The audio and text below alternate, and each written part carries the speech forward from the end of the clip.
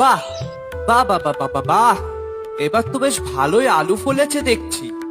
মনে তো হয় না এমন আলু আর কারো খেতে হয়েছে। এইবার বাজারে আলু বিক্রি করে আমি অনেক টাকা লাভ করব। আহা, উফ, আমার যে কি আনন্দ হচ্ছে না। এ দাদা, তোরে একটা ভালো খবর দেওয়ার আছে রে। কি খবর? এবার না আমার জমিতেও খুব ভালো আলু ফলেছে রে। অন্যান্য বাড়ির থেকে এবার বেশ ভালোই হয়েছে। ও বাবা, তোরও তো দেখছি বেশ ভালোই ফলন ধরেছে। ওই আর কি। ধুর বাবা, কোথায় ভাবলাম এবার আলু বিক্রি করে আমি লাভ করব, তার হবে না হয়তো। ধুর ধুর। কিরে দাদা, কি ভাবছিস?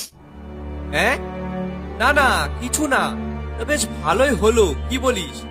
দুই ভাই মিলে বাজারে একসাথে আলু বিক্রি করব, আর অনেক টাকা লাভও হবে। হ্যাঁ দাদা, তুই ঠিকই বলেছিস।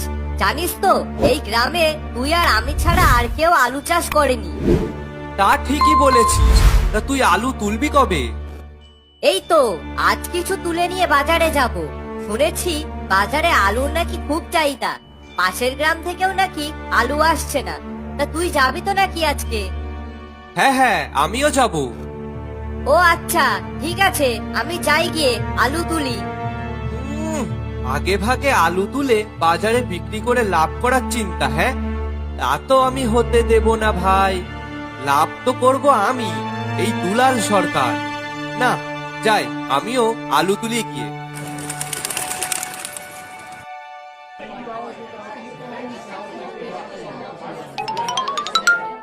কি রে, বাড়ি যাবি তো নাকি? হ্যাঁ হ্যাঁ, যাবো, চল। হ্যাঁ, তা ওঠ।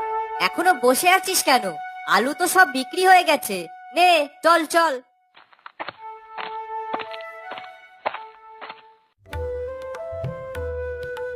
চলে এসেছিস বাবা? ও মা, খুব খিদে পেয়েছে, তাড়াতাড়ি খেতে দাও তো। হ্যাঁ বাবা, চল, এক্ষুনি খেতে দিচ্ছি তোকে। জানো মা, আজ আমার আর দাদার খুব ভালো আলু বিক্রি হয়েছে। ও, তাই বুঝি? খালি ও, তুমি খুশি হওনি? তোর যে ভালো বিক্রি হয়েছে, এটা শুনেই অনেক খুশি হয়েছি। কি গো, কি হলো? মুখ ভার করে বসে আছো কেন? ধুর গিন্নি, কোথায় ভাবলাম এইবার বাজারে আমি একমাত্র আলু বিক্রেতা, অনেক টাকা লাভ করব, কিন্তু তার মনে হয় হবে না। কিন্তু কেন, কি হয়েছে? আর বলো না, ওই দিনেশ আছে না, ও দেখি আলু চাষ করে বাজারে বিক্রি